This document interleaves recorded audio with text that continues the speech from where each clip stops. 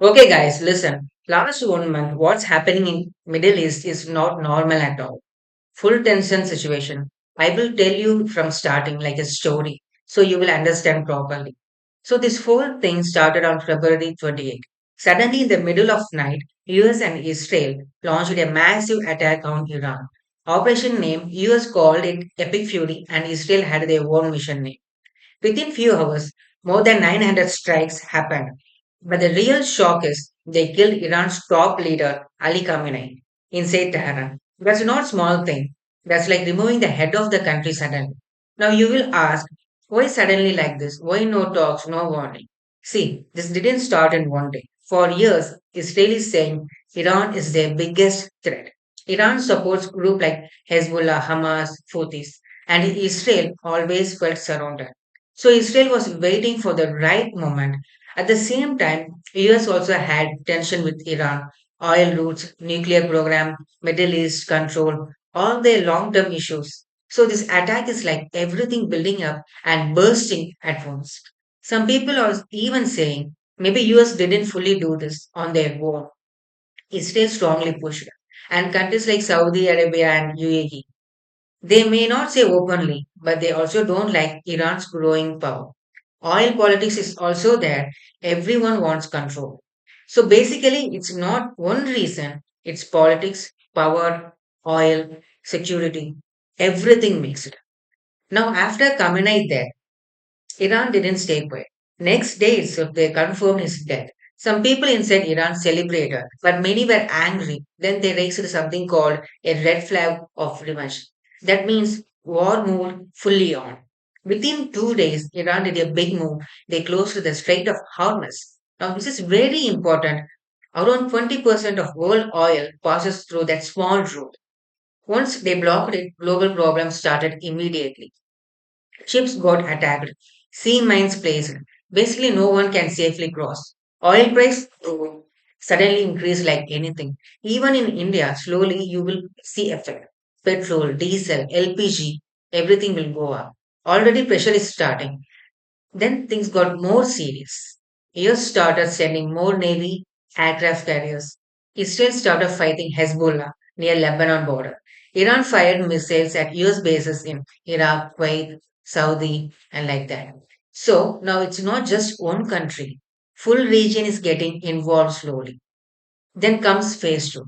That is very, very dangerous. Iran quickly announced a new leader, Khamenei's son, Mojtaba, and he said clearly, this is not normal fight. This is full war until US leave Middle East. At the same time, the world tried to control. Yuan said, open the strait, but big countries like Russia and China didn't fully support that decision. They stayed neutral. That itself shows world is divided. India did smart move. We didn't take sides strongly. We just tried to protect our oil and ships. At one point, Iran even allowed Indian ships to pass safely. But situation didn't calm down. It became worse. Iran attacked energy targets. Even Qatar gas wells got damaged. That's huge because gas supply affect many countries. US also spending huge money. Already billions gone within weeks.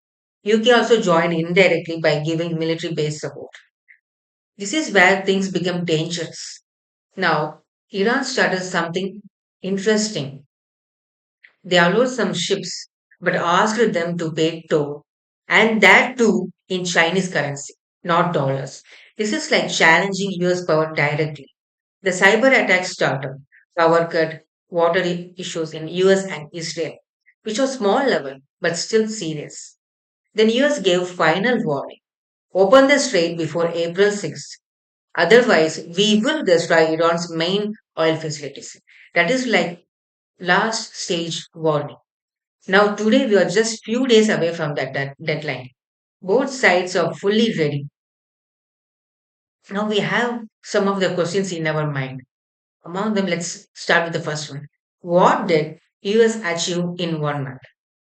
Well, they hit thousands of targets, destroyed many ships, damaged Iran's military strength, but they didn't fully control the situation.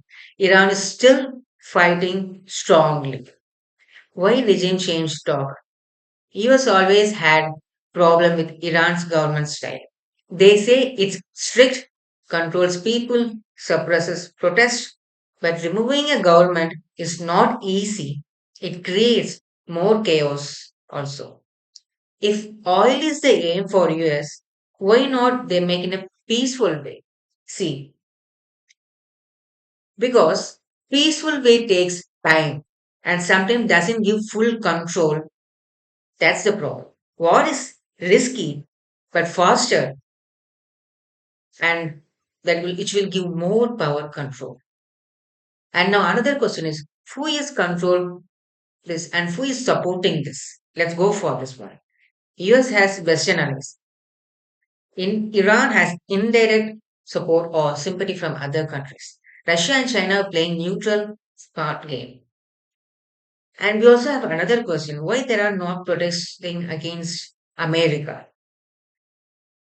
Well, it seems like there are no big protests in the US, but officially media makes it look fine. But that's not the full story. Actually, there is a huge movement called the No King protests. It's massive, but it's different from traditional protests. There is no single leader. Instead, it's a coalition of over 200 groups, mainly Indivisible and 50501.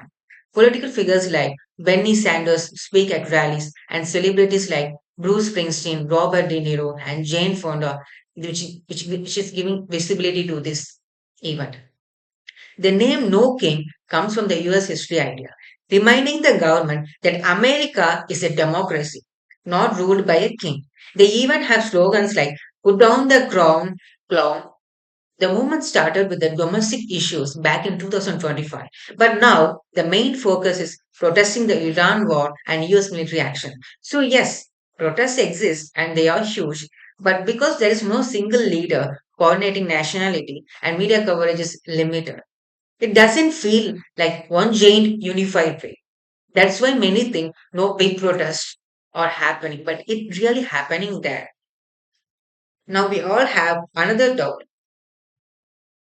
If America wants petrol so that they are attacking, it's okay. But what is the role of Saudi and UAE here?